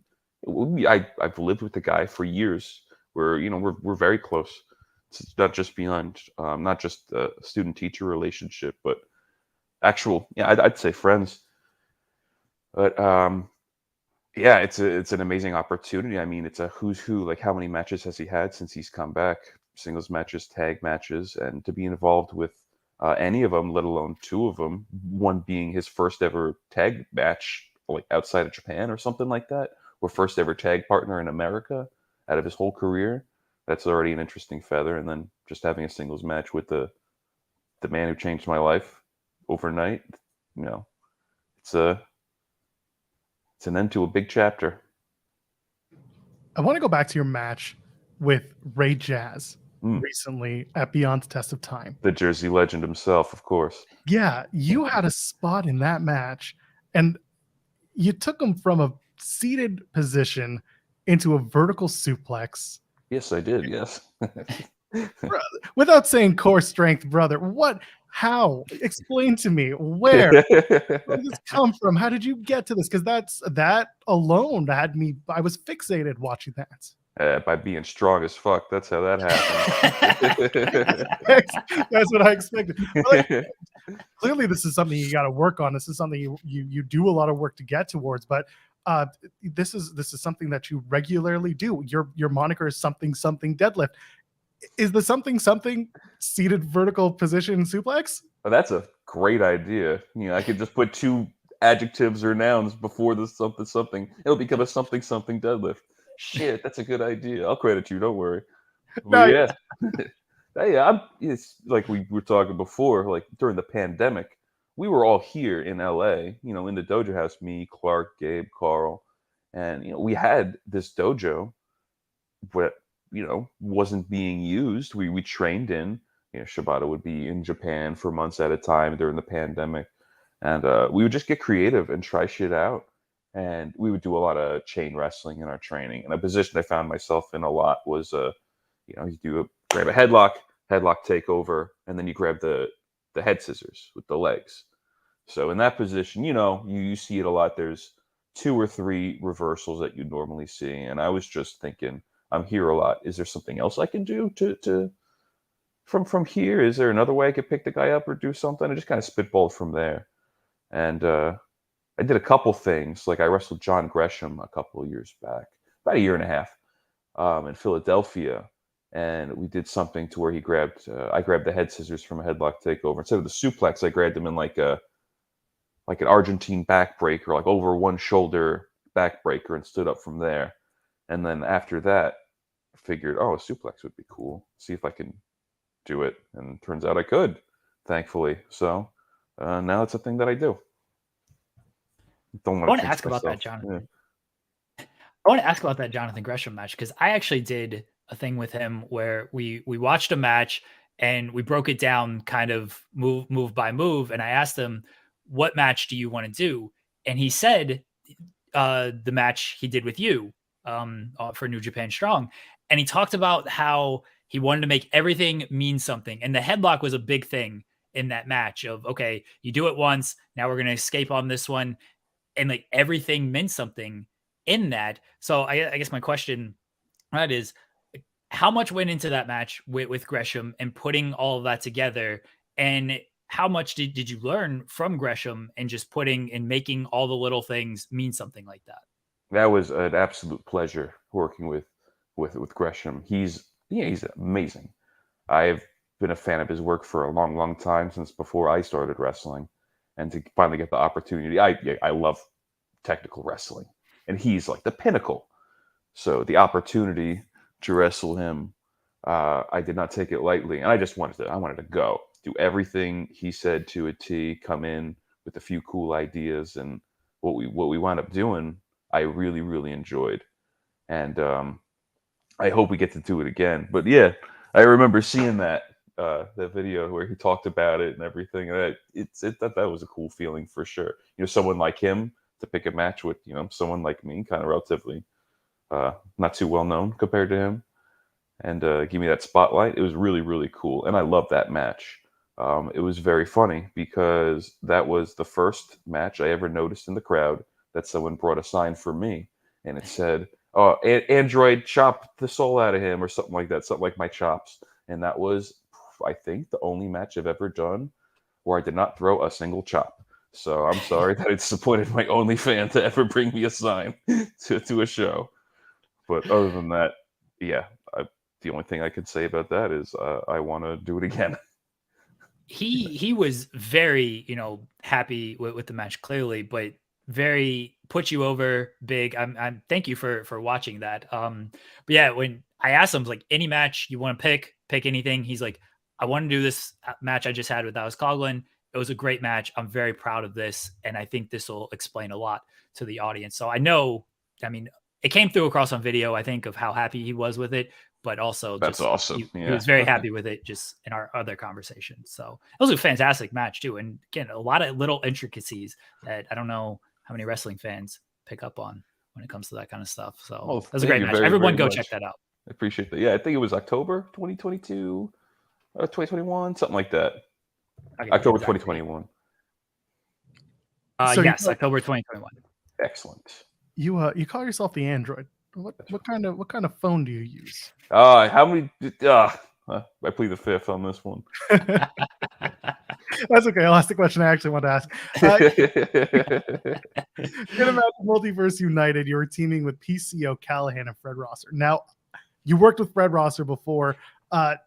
Putting together a match with those teammates, working with a guy like PCO and Sami Callahan, who are both just bonkers humans in the ring, what was that process like, putting together that match with the four of you kind of together, teaming up? What was the first time ever for the four of you? Yeah, and that show, my WrestleMania weekend was a very busy Thursday afternoon, and that was it. It was just Bloodsport, and immediately there for the Multiverse United show. And yeah, honestly, that's a very, I think that's a Mad Lib kind of team. Like, just name four random wrestlers, but it went way smoother than I would have thought. Like, especially with how different you're saying they all. I mean, the Frankenstein man himself. I was there at the Madison Square Garden Ring of Honor New Japan show, where he got power bombed from the ring to the outside, just on the floor. So going into it, I was like, oh, it's the crazy guy I'm going to be with. Great. So it went way smoother than I thought, and we gelled pretty well, honestly. Way better than I thought we would, and it was a very fun fight. Had a good time at Multiverse United. Yeah, just to put it into people's minds, you were facing the team of Eddie Edwards, Joe Hendry, and the team of Team Filthy, JR Kratos and Tom Lawler. So a lot of guys that you've worked with in the ring, but also a few from Impact that maybe you hadn't yet. So it did end up being a very smooth match. It was good stuff. I always wonder how people work with PCO. I say often, he's a guy who hates his own body. And I mean that in the most respectful way, because he's entertaining as hell. It's so true, though. I don't know what happened. I don't know why, but he just does.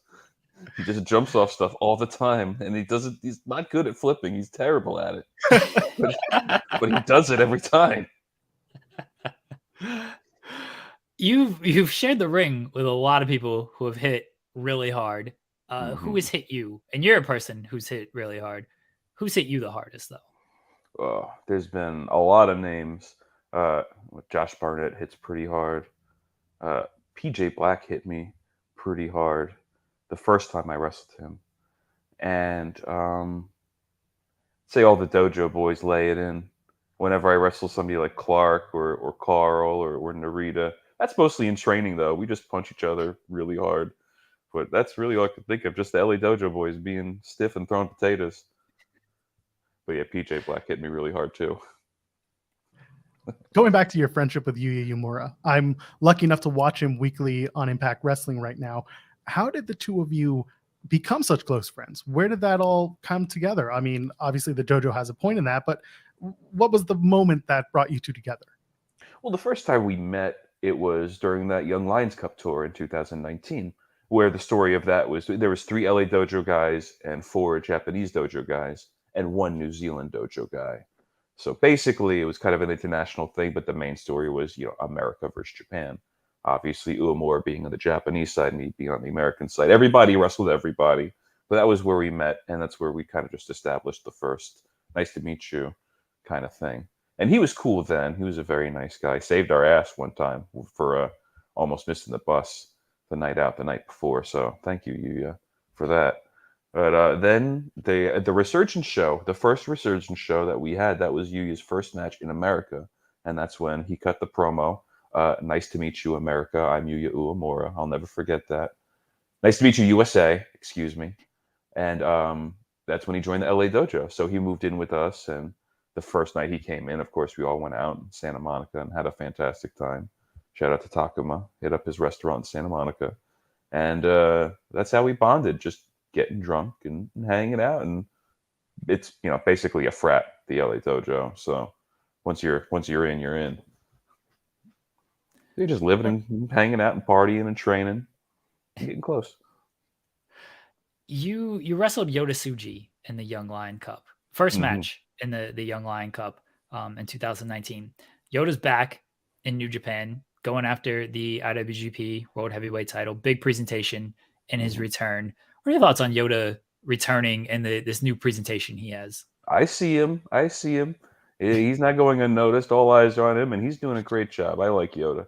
That was my Cork and Hall debut. It was a very exciting match for me, and I kicked his ass. You won.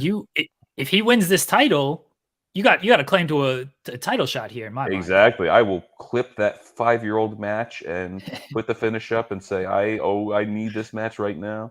But that's one. It's inevitable. Him and I are going to clash. I ain't worried about it. I don't know when it's going to be, sooner or later, but one day we're going to fight, and it's going to be glorious. Alex, I want to thank you for joining us today.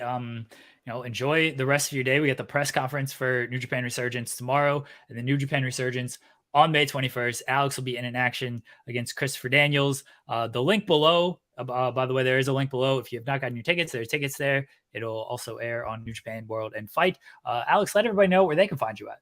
Yeah, like we mentioned before, you could find me at something deadlift on Instagram. I know it's real stupid, but I've gone this far without changing it. So there's that. On Twitter, I am at AlexCoughlin93. That's the year I was born.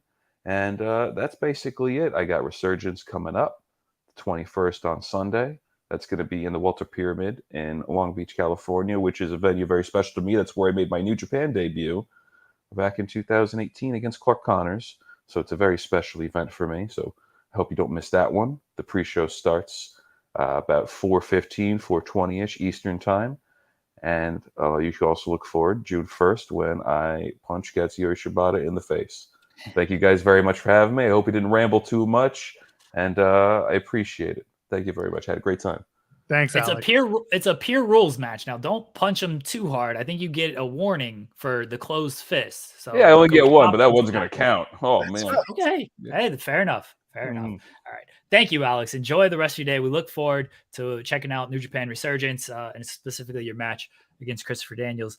Alex Coughlin, everybody. Fantastic, man. And Joel, I didn't even bring up on air. He's still behind the scenes, so I'm bringing him out. You were calling him Coughlin. I was trying to get you beat up. I did it one time as I'm like half caffeinated, trying to sort myself out in the intro. My God. Trying to get you beat up. It's a big dude. I'm gonna have to fly to LA and get the shit kicked out of me now. Yeah. he's messaging our private chat saying Coughlin, boo, boo. Yeah, see, let's okay. Will you beat up? Yeah. You bastard, you piece of garbage. How dare you? I did it one time. Tell you what. You did it twice. You did it twice. The record will show twice. No, stop it. Alex, you come to Toronto and I'll buy you a drink of your choice. Give me some Tim Hortons. We'll call it even. Sure, why not? Punch him in the face. Sure. It'll be either. If I don't like the donut and the coffee, you're getting one right in the kisser. As long as we can film it for content, we'll be okay. Absolutely. All right, fellas, enjoy. Thank you, Alex. Thank you. I'm glad he stuck around so I could. Jeremy out here trying to get me murdered. We've got Steve Macklin beating you up, Mike Skyrose beating you up, and now Alex Coughlin beating you up. This is great. I'm getting you bookings, Joel. You should thank me.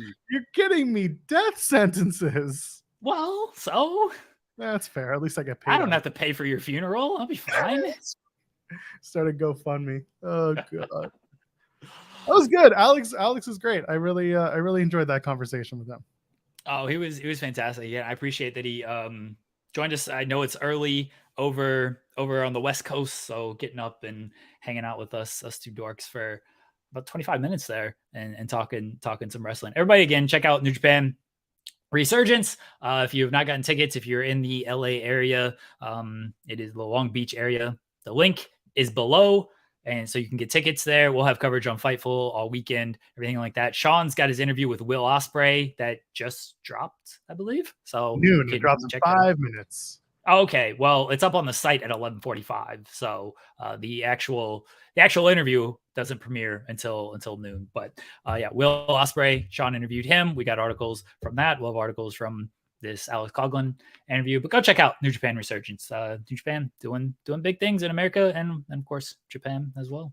Yeah, going to be a big show. Like you said, Mercedes Moné is part of that New Japan Strong Women's Championship tournament, crowned the first ever New Japan Strong Women's Champion. Very interested in seeing who of those 4 women end up walking out with that title. You think it's Mercedes? If it is, then clearly there are more dates coming, which is good news for Mercedes, good news for New Japan. But I don't know. Out of the 4 women, she is obviously the front runner, but who knows? Maybe she's going to put over somebody else and try to make a new star out of them. She's winning the first match, right? Like I think she's so. in the main event of this show. Yeah, I don't see why not. Again, her and Willow Nightingale would be a fantastic match. It's a little strange to do Willow Nightingale, who has the graphic and is signed full-time to AEW, potentially being the first ever New Japan Strong Women's Champion. But you have Forbidden Door coming up as well. There's that. She's part of ROH.